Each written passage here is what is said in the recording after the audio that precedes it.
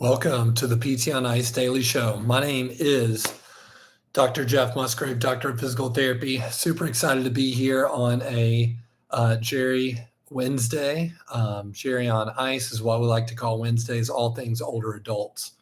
So today's topic is going to be all about a question I got this weekend while on a live course.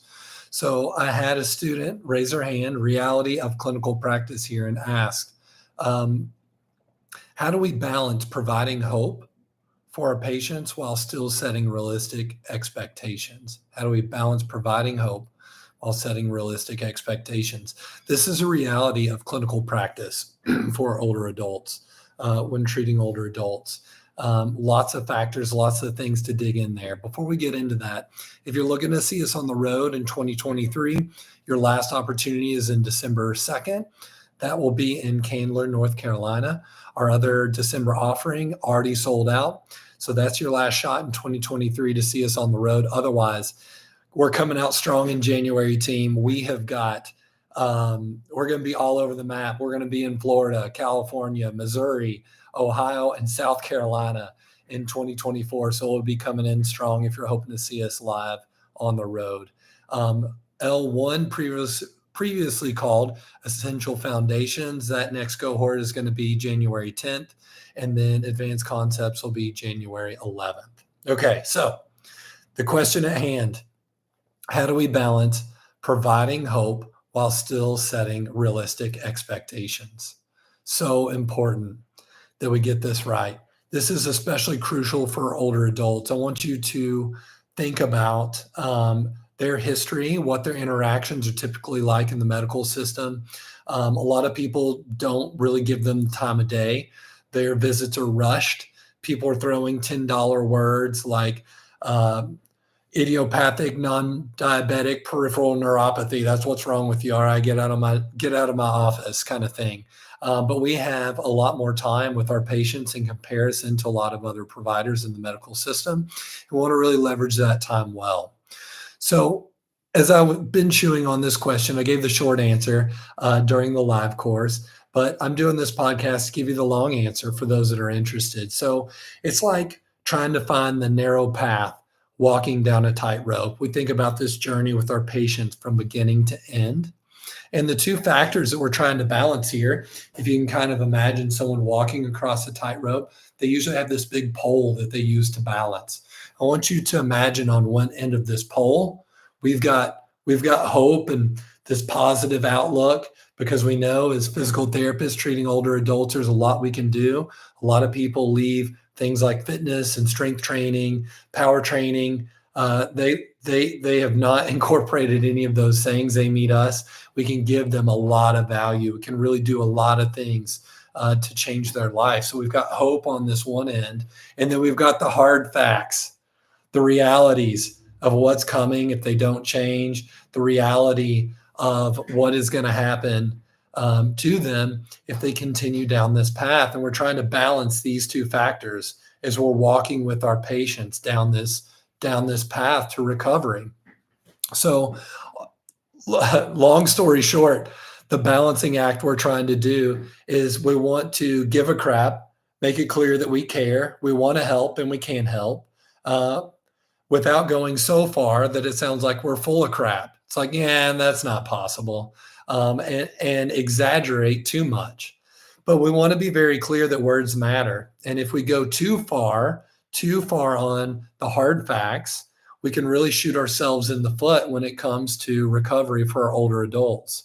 So, just a quick overview of some of the research. So Rebecca Levy, a researcher out of Yale, has done a lot of really interesting studies where she's looked at the power of positive beliefs in our belief systems, what we believe about aging, whether that's negative or positive, and how that may change our health outcomes.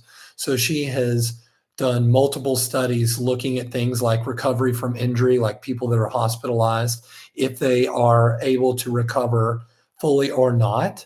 And she's found that people that are 50% more likely to recover to prior level of function if they have a positive outlook on aging, talking about older adults here specifically.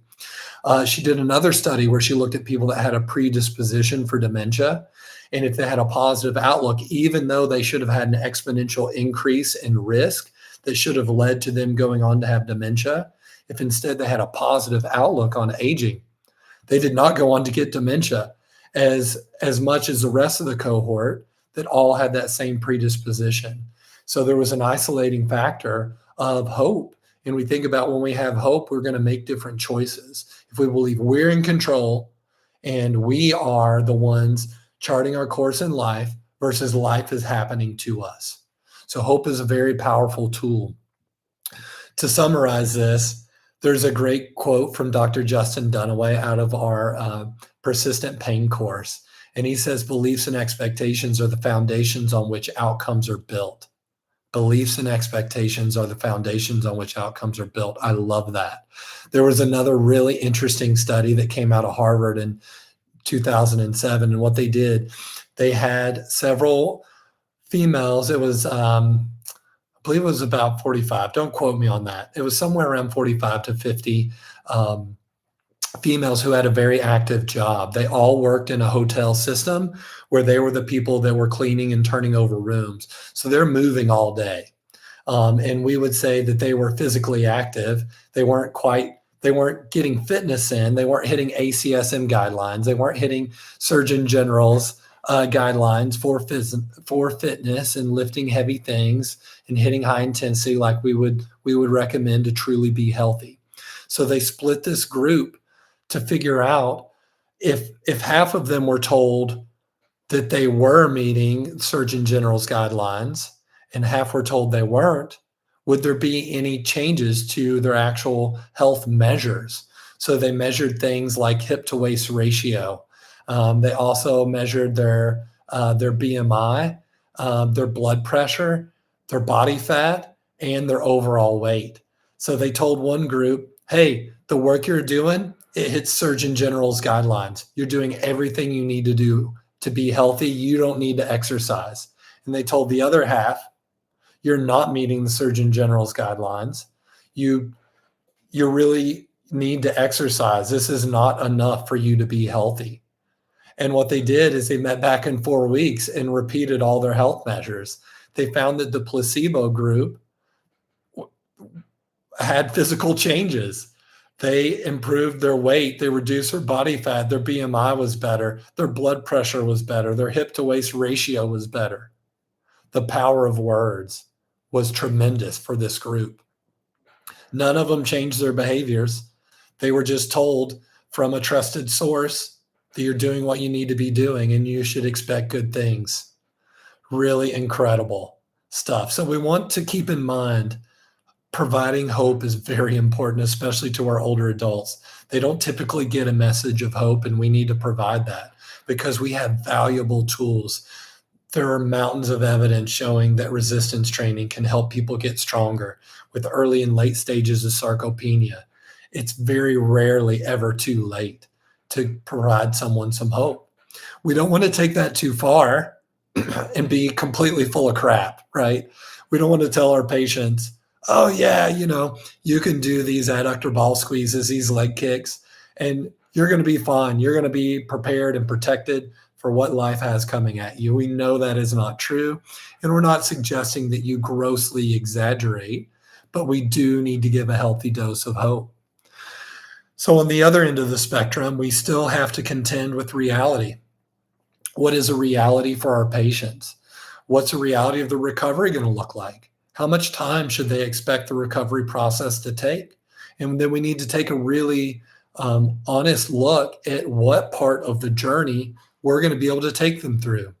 If you are an ICU clinician, if you're in an acute care setting, you may only see someone once or twice.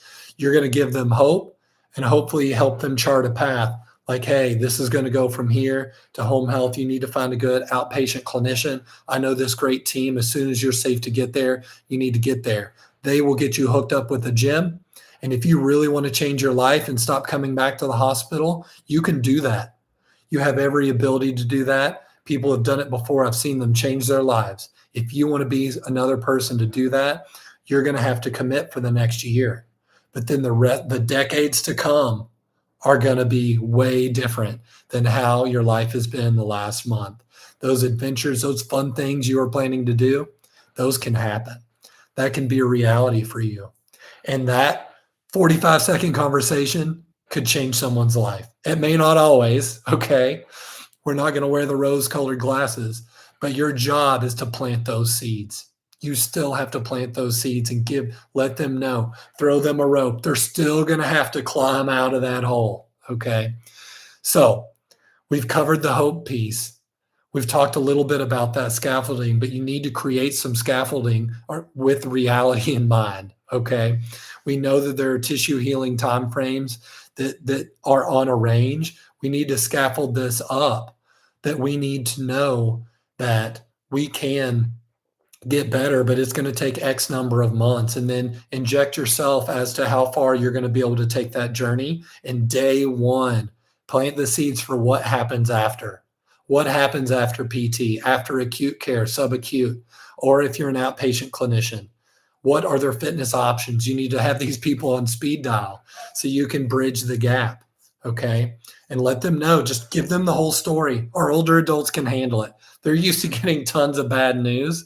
This is probably, even with a healthy dose of reality, some of the best news they're going to get, because it's clear you care. There's hope. There's a path for them, but they need to know the realities and be prepared what's coming ahead. So use science, use the realities of tissue healing timeframes to help them know, hey, this is how long this journey is going to take. Let's think about these transitions moving along. Team, if we give too much reality and not enough hope, we're going to crush them.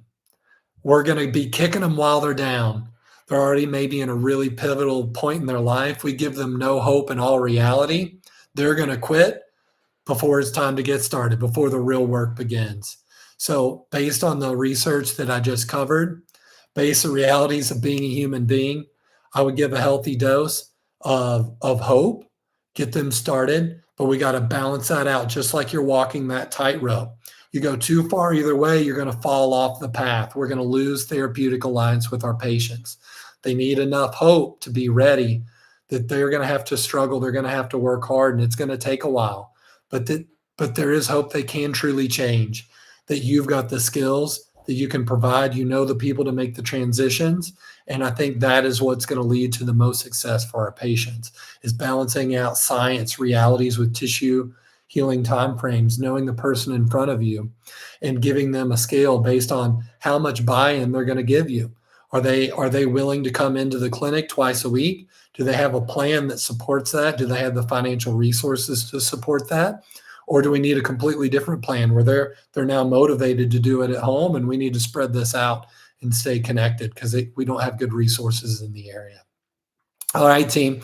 I wish you the best of luck with your older adults, managing those two factors, balancing hope and reality to get the best outcomes possible for our patients. I'd love to hear your thoughts in the comments. Have a happy Wednesday, and I will catch you next time.